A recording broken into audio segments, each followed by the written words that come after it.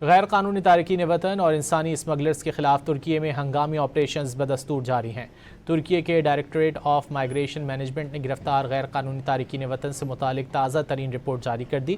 ترکی کے directorate of migration management کے مطابق رواں سال کے پہلے 6 ماہ میں ریکارڈ 70,000 غیر قانونی تارکین وطن گرفتار کیے جا چکے ہیں۔ گرفتار ہونے والے افراد میں 19,574 غیر قانونی افغان مہاجرین جبکہ 6,000 سے زائد انسانی اسمگلرز بھی شامل ہیں۔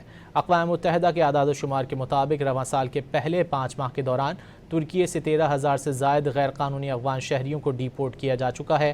معروف افغان نیوز ایجنسی دی خامہ پریس کے مطابق طالبان رجیم میں معاشی بدحالی، بڑھتی بے روزگاری اور صنفی پابندیوں کی وجہ سے لاکھوں افغان باشندے ملک چھوڑ چکے ہیں۔ تمام تر مشکلات اور کریک ڈاؤن کے باوجود افغان مہاجرین کی جانب سے ترکی کے راستے یورپ جانے کا سلسلہ اب بھی بدستور جاری ہے۔